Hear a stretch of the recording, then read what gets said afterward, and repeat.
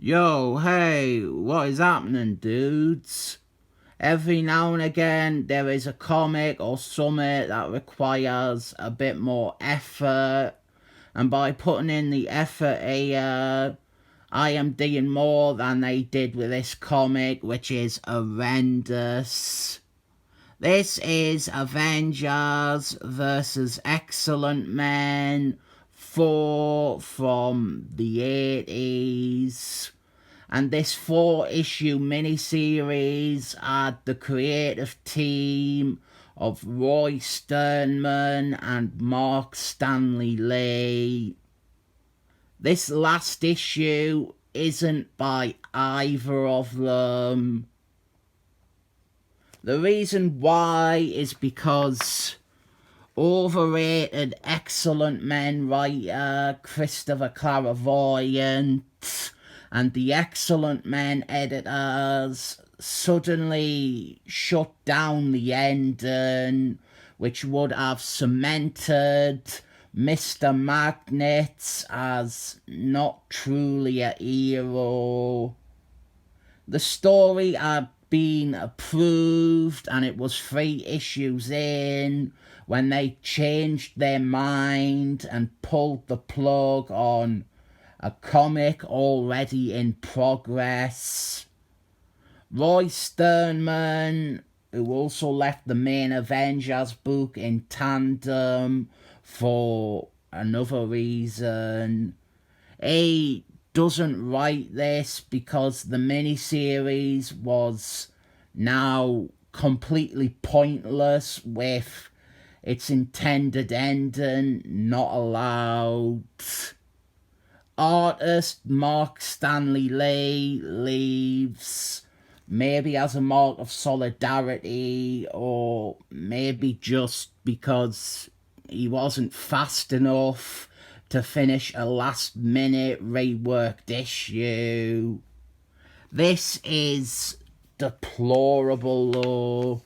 This issue isn't just insulting to all the people who have bought and read the 3 issues before, but it is outright a bad issue. This is written by Tom Falcon. He was brought on as the new writer to quickly write an ending to this story. Tom Falcon is of note because it was his interference on the main Avengers book which saw Roy Sternman quit that series. Tom Falcon, he had taken over as Marvel's editor-in-chief, and one of his first edicts was that he wanted Captain America leading the Avengers again, rather than Captain Marbles, the real one, Monica Rambeau.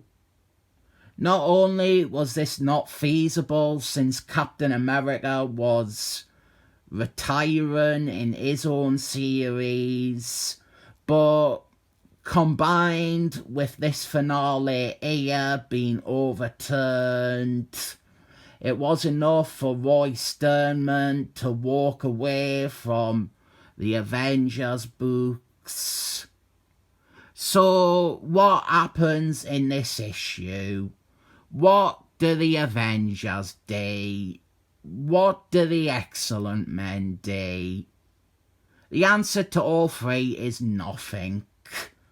Most of the members of the Avengers and the Excellent Men barely have a single line of dialogue to call their own, and instead this is just Mr. Magnet's being validated by the lack of a plot.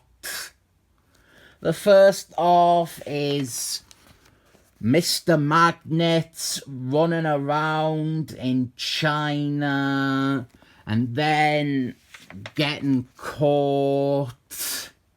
And the main thing is he is on trial, but will he trick his way out of justice? No, he will not. And he will be exonerated anyway, and the whole thing will be ridiculous in how badly written it is. So, what was the original plan for this issue? Here is a jump cut. In the collected edition, we actually have tiny photos of the original plot outline by Roy Sternman. Roy's original resolution to the miniseries did not coincide well with plans the Excellent Men office had to make Mr. Magnet a more redemptive character. So the last issue was ultimately rewritten by Tom Falcon.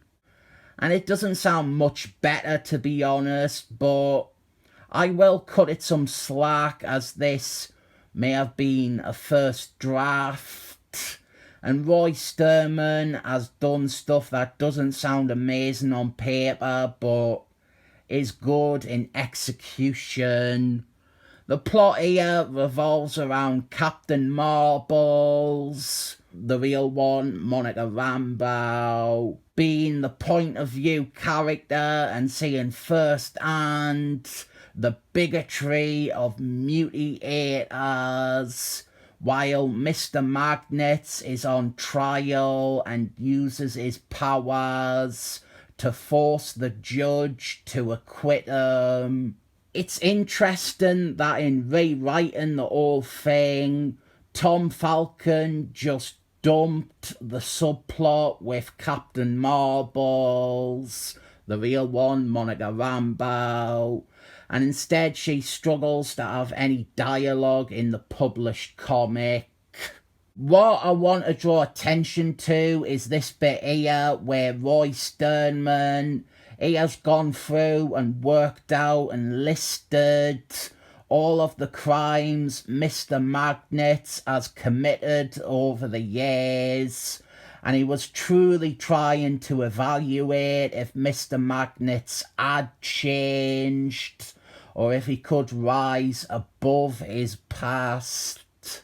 His stance was no, he was the rat bastard he always was. That is a quote from him that I saw. As you can see, there is a lot of crimes, all of which are punishable by a court. And the Christopher Clairvoyant and Tom Falcon approach of them just ignoring them, or thinking Mr. Magnet's crying Holocaust is enough to undo all these. It's terrible. A total mockery of the fictional universe to allow justice to just exempt one character because of the asinine direction of one writer. With this comic, there is one area of conflict for me. A serious conflict of objectivity versus subjectivity. I think Roy Sternman is great, and I want this series to have gone off without a problem. But then, I also think that allowing the Avengers writer to dictate Mr. Magnet's ultimate fate is wrong. It is something that I have complained about with Michael Bryan Benson. When he was writing Avengers, he handed so many clusterfucks to the Excellent Men books, and the only real difference here is that in my eyes, I favour Roy Sternman and his ideas to the Excellent Men writer Christopher Clairvoyant. Roy Sternman has also a history of being at odds with Christopher Clairvoyant. Early on, Christopher Clairvoyant tried to steal Nightmare Man from Doctor Strange's book and make him the Smurf's dad. And Roy Sternman was writing Doctor Strange at the time, and he thought that it was unacceptable. And the Smurfs creator, David Cockburn, he hated clairvoyance idea too. And Roy Sternman even has a history of Christopher Clairvoyant blocking him from writing Mr. Magnets. Jump cut 2. Earlier in his run on Avengers, Roy Sternman began setting up a subplot with The Flash. We saw slivers of this subplot over several issues. The Flash was seeking out his father, Mr. Magnets, and wanting revenge for Mr. Magnets' attack on his maternal cow. Comic books, eh? This could have been great, especially since Christopher Clairvoyant never once cared about exploring Mr. Magnets' relationship with his kids, even when he was busy trying to redeem them. I think this is actually something that has far bigger potential than the Excellent Men vs. Avengers series, as it stands to explore and actually establish the twins and their true feelings towards their father. This subplot was just dropped after this issue with no resolution or acknowledgement ever again.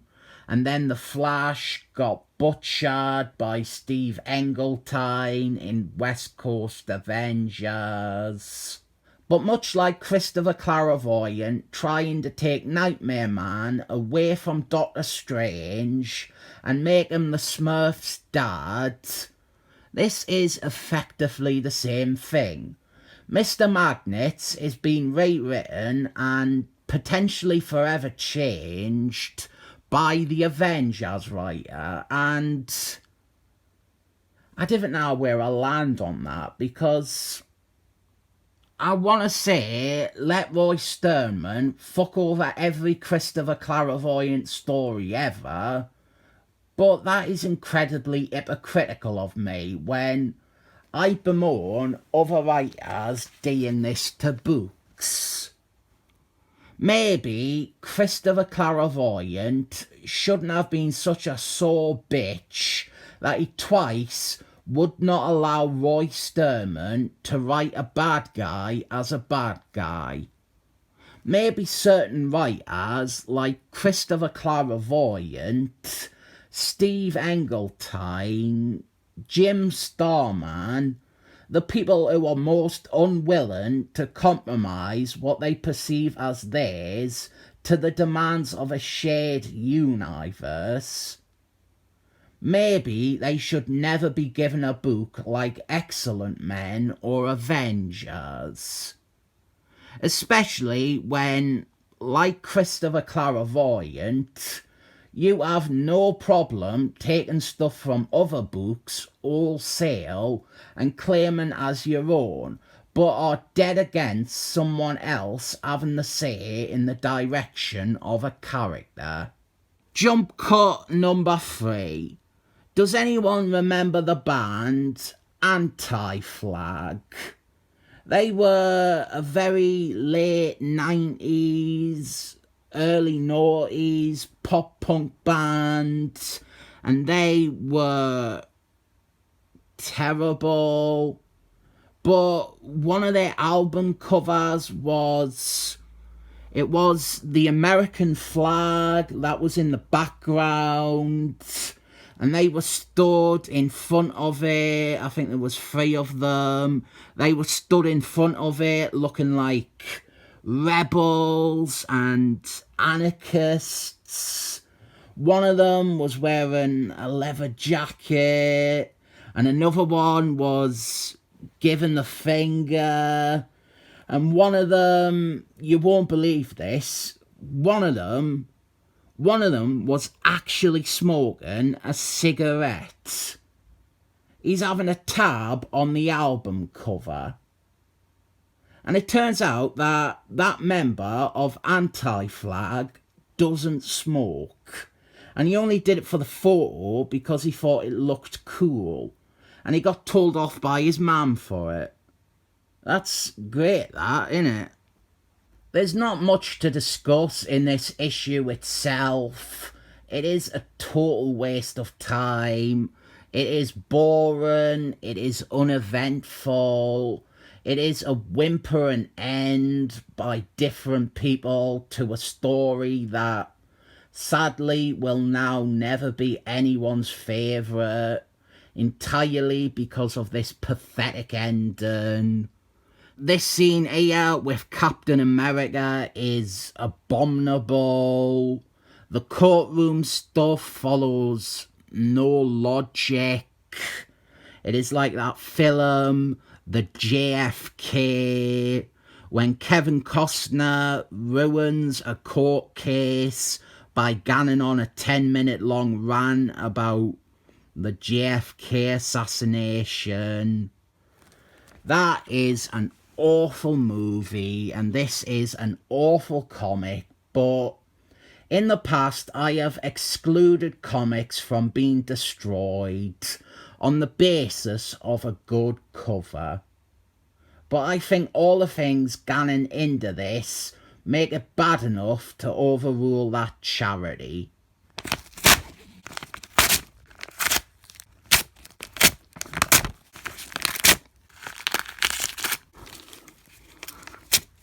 This is dreadful and the worst ending to a mini-series physically possible. You couldn't cop out a story any more than this. And it's so bad that I am actually going to also tear up a copy of this that came free with a Captain America action figure. Not for resale. Wouldn't worry about that, mate.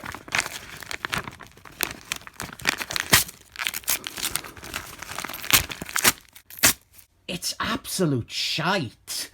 Terrible. Stupid editorial interfered Christopher Clairvoyant bullshit.